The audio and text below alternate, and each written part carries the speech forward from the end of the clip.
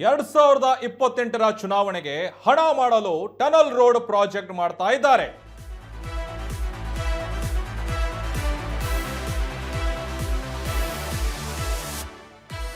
ಡಿಕೆಶಿ ಸರ್ಕಾರದ ವಿರುದ್ಧ ಸಂಸದ ತೇಜಸ್ವಿ ಸೂರ್ಯ ಗಂಭೀರ ಆರೋಪಿಸ್ತಾ ಇದ್ದಾರೆ.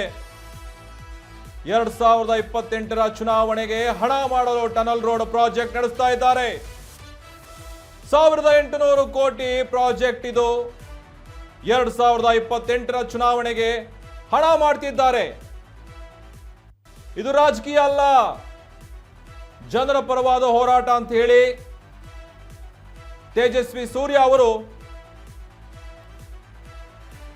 ಪಾರ್ಕ್ ಜಾಗಗಳನ್ನ ರಿಯಲ್ ಎಸ್ಟೇಟ್ ಆಗಿ ಕೊಡಬೇಡಿ, ರಿಯಲ್ ಎಸ್ಟೇಟ್ಗಳಿಗೆ ಕೊಡಬೇಡಿ ಅಂತ ಹೇಳಿ ಈಗ ಪಾರ್ಕ್ ಬಿಲ್ಗೆ ಸಹಿ ಹಾಕದಂತೆ ಗವರ್ನರ್ಗೆ ಮನವಿಯನ್ನ ಮಾಡಿದ್ದಾರೆ. ಸಂಸದ ತೇಜಸ್ವಿ ಸೂರ್ಯ ಸರ್ಕಾರದ ವಿರುದ್ಧ ದೂರು ಕೊಟ್ಟು ಸಂಸದ ತೇಜಸ್ವಿ ಸೂರ್ಯ ಈಗ ಬೆಂಗಳೂರಿನ ಪ್ರಭಾವಿ ಹಿರಿಯ ನಾಗರಿಕರ ನಿಯೋಗದಿಂದ ಭೇಟಿ ಮಾಡಿ ರಾಜ್ಯಪಾಲರನ್ನ ಭೇಟಿಯಾಗಿ ದೂರು ಕೊಟ್ಟ ನಾಗರಿಕ ನಿಯೋಗ. ಹಾಗಾಗಿ ಈಗ ಟನಲ್ ರೋಡ್ ಏನು ಪ್ರಾಜೆಕ್ಟ್ ಕೈಗೆತ್ತಿಕೊಂಡಿದ್ದಾರೆ.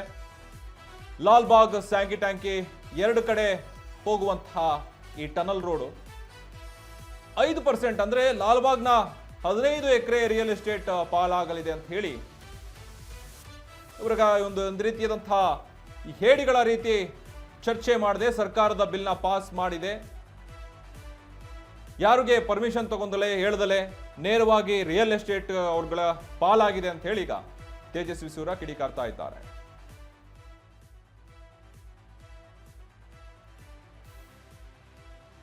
ಇದು ಜನಾಂದೋಲನ ಆಗಬೇಕು. ಇದು ಬಿಜೆಪಿ ಕಾಂಗ್ರೆಸ್ ಇಶ್ಯೂ ಅಲ್ಲ. ಇದು ಬೆಂಗಳೂರಿನ ಸಮಸ್ತ ಕನ್ನಡಿಗರ ಇಶ್ಯೂ. ಇದು 6 ಕೋಟಿ ಕನ್ನಡಿಗರ ಇಶ್ಯೂ.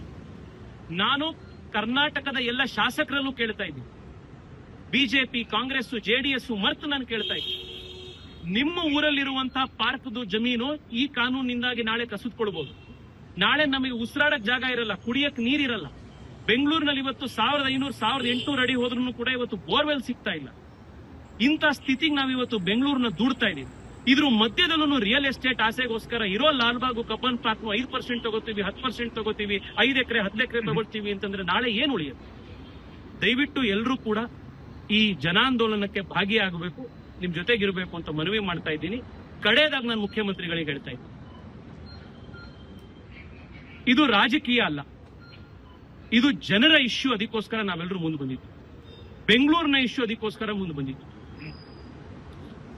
ಈ ಉದ್ದಟತನವನ್ನ, ದುರಹಂಕಾರವನ್ನ ನಿಲ್ಲಿಸಲಿಕ್ಕೆ ಜನಾಂದೋಲನವನ್ನು ರೂಪಿಸ್ತೀವಿ. ಬೆಂಗಳೂರಿನ ಪ್ರತಿ ಗಲ್ಲಿಯಲ್ಲೂ ಕೂಡ ಜನ ಎದ್ದು ನಿಂತು ನಿಮ್ಮ ಸರ್ಕಾರದ ವಿರುದ್ಧ ಧ್ವನಿ ಎತ್ತುತ್ತಾರೆ, ಬೆಂಗಳೂರಿನ ಪರಿಸರವನ್ನ ಕಾಪಾಡ್ತಾರೆ. ಆ ಜನಾಂದೋಲನವನ್ನ ನಾವು ಮಾಡ್ತೀವಿ. ಎಸ್ ನೋಡಿ, ಈಗ ಈ ರೀತಿಯಾದಂತಹ ರಿಯಲ್ ಎಸ್ಟೇಟ್ಗಳ ಪಾಲಾಗ್ತಾ ಇದೆ ಅಂತ ಹೇಳಿ ಈಗ ಸಂಸದ ತೇಜಸ್ವಿ ಸೂರ್ಯ ಅವರು ಆಕ್ರೋಶವನ್ನು ವ್ಯಕ್ತಪಡಿಸ್ತಾ ಇದ್ದಾರೆ.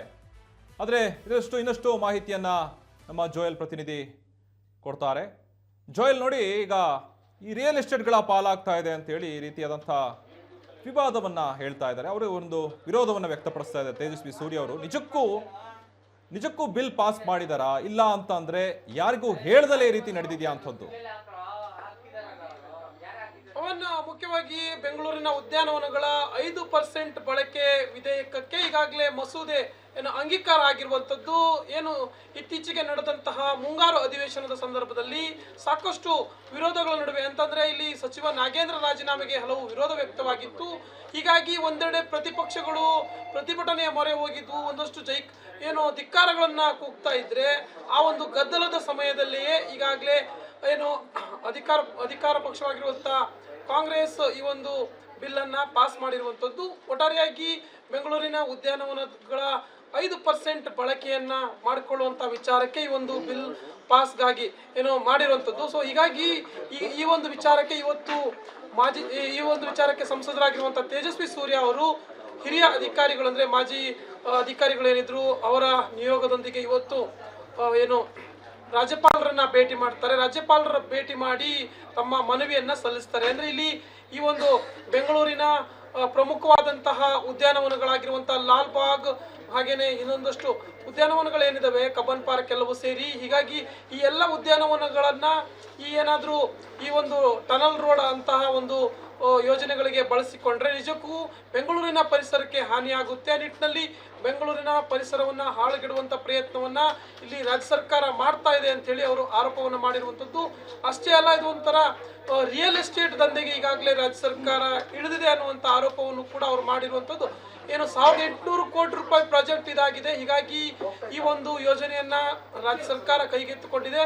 ಹೀಗಾಗಿ ಎಲ್ಲೊಂದು ಕಡೆ ಟನಲ್ ಯೋಜನೆ ಅನ್ನುವಂಥದ್ದನ್ನ ರಾಜ್ಯ ಸರ್ಕಾರ ಕೈ ಬಿಡಬೇಕು ಅಂತೇಳಿ ಈ ಹಿಂದೆ ಕೂಡ ತೇಜಸ್ವಿ ಸೂರ್ಯ ಅವರು ಸರ್ಕಾರಕ್ಕೆ ಆಗ್ರಹವನ್ನು ಮಾಡಿದ್ರು. ಹಲವು ಏನು ವಿರೋಧಗಳ ನಡುವೆಯೂ ಕೂಡ ಈಗಾಗಲೇ ರಾಜ್ಯ ಸರ್ಕಾರ ಈ ಯೋಜನೆಯನ್ನ ಮಾಡೋಕೆ ಮುಂದಾಗಿರುವಂಥದ್ದು. ಅದೇ ರೀತಿ ಏನು ಇದೇ ಒಂದು ಯೋಜನೆಯನ್ನ ಮುಂದಿಟ್ಟುಕೊಂಡು ಈಗ ಈ ಒಂದು ಬಿಲ್ ಪಾಸ್ ಏನಾದರೂ ಆಯಿತು ಅಂತಂದ್ರೆ ಏನು 5% ಏನು ಉದ್ಯಾನವನಗಳ ಭೂಮಿಯನ್ನ ಬಳಸಿಕೊಳ್ಳೋದೇನಿದೆ ಅದು ಕೂಡ ಈ ರೀತಿಯಾಗಿ ಒಂದಷ್ಟು ಭೂಮಿಯನ್ನ ಈ ಯೋಜನೆಗೆ ಬಳಸಿಕೊಳ್ಳಬಹುದಾಗುತ್ತೆ. ಸೊ ಆ ನಿಟ್ಟಿನಲ್ಲಿ ನೋಡೋದಾದ್ರೆ ಏನು ಲಾಲ್ಬಾಗ್ ಒಂದನ್ನೇ ತೆಗೆದುಕೊಂಡ್ರೆ ಸರಿಸುಮಾರು 240 ಕಿಲೋಮೀಟರ್ ಏನು 240 ವ್ಯಾಪ್ತಿ ಇರುವಂಥದ್ದು. ಅದರಲ್ಲಿ ಸರಿಸುಮಾರು 12 ಎಕರೆಯಷ್ಟು ಭೂಮಿಯನ್ನ 240 ಎಕರೆಯಲ್ಲಿ 12 ಎಕರೆ ಭೂಮಿಯನ್ನ ಸರ್ಕಾರ ಬಳಸಿಕೊಳ್ಬಹುದಾಗುತ್ತೆ. ಹೀಗಾಗಿ ಈ ಟನಲ್ ಯೋಜನೆ ಏನಾದರೂ ಜಾರಿಗೆ ಬಂತು ಅಂತಂದ್ರೆ ಲಾಲ್ಬಾಗ್ ಇರ್ಬೋದು, ಹಾಗೇನೆ ಇತರ ಬೆಂಗಳೂರಿನ ಒಂದಷ್ಟು ಹಸಿರು ತಾಣಗಳೇನಿದಾವೆ, ಪಾರ್ಕ್ಗಳು, ಸೊ ಅವೆಲ್ಲವೂ ಕೂಡ ದುರ್ಬಳಕೆ ಆಗುತ್ತೆ ಅನ್ನುವಂಥ ನಿಟ್ಟಿನಲ್ಲಿ ಇವತ್ತು ಪರಿಸರ ಪ್ರೇಮಿ ಹಾಗೇನೆ ಹಿರಿಯ IPS ಅಧಿಕಾರಿಗಳು ಆಗಿರುವಂಥ ಭಾಸ್ಕರ್ ರಾವ್ ಅವರು ಹಾಗೇನೆ ಯಲ್ಲಪ್ಪ ರೆಡ್ಡಿ ಇವರೆಲ್ಲರ ನಿಯೋಗವನ್ನ ತೆಗೆದುಕೊಂಡು ಇವತ್ತು ಸಂಸದರಾಗಿರುವಂಥ ತೇಜಸ್ವಿ ಸೂರ್ಯ ಅವರು ನೇರವಾಗಿ ರಾಜ್ಯಪಾಲರನ್ನ ಭೇಟಿ ಮಾಡಿ ತಮ್ಮ ಮನವಿಯನ್ನ ಮುಂದಿಟ್ಟಿದ್ದಾರೆ. ಸೊ ಹೀಗಾಗಿ ಈ ಒಂದು ವಿಚಾರಕ್ಕೆ ಇನ್ನೊಂದು ರೀತಿಯಂತಹ ಒಂದು ಯುದ್ಧ ಶುರು ಆಗಬಹುದು. ಯಾಕೆಂತಂದ್ರೆ ತೇಜಸ್ವಿ ಸೂರ್ಯ ಅವರು ಟನಲ್ ಯೋಜನೆ ಇರ್ಬೋದು ಅಥವಾ ಯಾವುದೇ ಒಂದು ಮಾರಕ ಯೋಜನೆಗಳು ಏನಾದರೂ ಇತ್ತು ಅಂತಂದ್ರೆ ಅವರು ಇದರ ವಿರುದ್ಧವಾಗಿ ಹೋರಾಟವನ್ನ ನಡೆಸುವಂಥದ್ದು, ಹಾಗೇನೆ ಸರ್ಕಾರ ಅವರದ್ದು ವಿರುದ್ಧವಾಗಿ ಅಂದ್ರೆ DK ಶಿವಕುಮಾರ್ ನೇತೃತ್ವದಲ್ಲಿ ಇತರರು ಕೂಡ ಅವರ ವಿರುದ್ಧ ಮುಗಿಬೀಳುವಂಥದ್ದು ಸರ್ವೇ ಸಾಮಾನ್ಯ. ಹೀಗಾಗಿ ಮತ್ತೊಮ್ಮೆ ತೇಜಸ್ವಿ ಸೂರ್ಯ ವರ್ಸಸ್ DK ಶಿವಕುಮಾರ್ ಆದ್ರೂ ಆಗ್ಬಹುದು ಇಲ್ಲಿ. Pavan. Yes Joel, thank you so much. ನೋಡಿ, ಈಗ ಈ ರೀತಿಯಾದಂತಹ ಈಗ ಪಾರ್ಕ್ಗಳು ಇರ್ತವೆ, 5% ಪಾರ್ಕ್ಗಳನ್ನು ಈ ರೀತಿಯಾದಂಥ ಅದು ಎಲ್ಲ ಸರ್ವನಾಶವಾಗ್ತವೆ ಅಂತ ಹೇಳಿ ತೇಜಸ್ವಿ ಸೂರ್ಯ ಅವರು ತುಂಬ ಧ್ವನಿ ಎತ್ತಿದ್ದರು. ಮುಂಚೆ ಕೂಡ ನಿರಂತರವಾಗಿ ಟನಲ್ ರೋಡ್ ಮಾಡಿದಾಗ್ಲಿಂದ ಕೂಡ ವಿರೋಧವನ್ನು ವ್ಯಕ್ತಪಡಿಸ್ತಾನೆ ಇದ್ರು. ಆದರೆ ಈಗ ಮನವಿ ಪತ್ರ ಸಲ್ಲಿಸಿದ ಬಳಿಕ ಗೆಹ್ಲೋಟ್ ಅವ್ರಿಗೆ ಯಾವ ರೀತಿ ಅದು ಕಾರ್ಯರೂಪಕ್ಕೆ ಬರುತ್ತೆ? ಯಾಕಂದರೆ ತೇಜಸ್ವಿ ಸೂರ್ಯ ಅವರು ಸ್ಪಷ್ಟವಾಗಿ ತಮ್ಮ ನಿಲುವನ್ನು ವ್ಯಕ್ತಪಡಿಸಿದ್ದಾರೆ. ಈಗ ಎಲ್ಲ ಬೆಂಗಳೂರಿನ ಹಿರಿಯ ನಾಗರಿಕರು ಎಲ್ಲರೂ ಸೇರಿ ಈ ಒಂದು ಒಮ್ಮತದಿಂದ ಈ ರೀತಿಯಾದಂಥ ಮನವಿ ಪತ್ರನ ಸಲ್ಲಿಸಿದ್ದಾರೆ. ಆದಷ್ಟು ಇದನ್ನು ಹಿಂಪಡಿಬೇಕು ಈ ಪ್ರಾಜೆಕ್ಟ್ನ ಅಂತ ಹೇಳಿ. ಆದರೆ ಸರ್ಕಾರ ಇದನ್ನು ಗಮನಿಸಿ ನಿಜಕ್ಕೂ ಇದು ವನ್ಯಗಳಿಗೆ ಅಂದರೆ ಏನಲ್ಲಿ ಇರುವಂತಹ ಪಾರ್ಕ್ಗಳಿಗೆ ಸಮಸ್ಯೆವಾಗುತ್ತೋ, ನಮ್ಮ ಬೆಂಗಳೂರು ಸಿಟಿ ಗಾರ್ಡನ್ ಸಿಟಿ ಅಂತ ಕರೆಯುವಂಥದ್ದು ಏನಾದರೂ ನಶಿಸಿ ಹೋಗುತ್ತೋ, ಇಲ್ಲ ಅದರಲ್ಲಿ ಏನಾದರೂ ಒಂದು 5% ಕಮ್ಮಿ ಆಗುತ್ತೋ ಅಂತ ಇತ್ತು ಅಂದರೆ ಸರ್ಕಾರ ಇದನ್ನು ಕೂಡಲೇ ಎಚ್ಚೆತ್ತುಕೊಂಡು ಇದಕ್ಕೆ ಆ್ಯಕ್ಷನ್ ತಗೋಬೇಕಾಗುತ್ತೆ.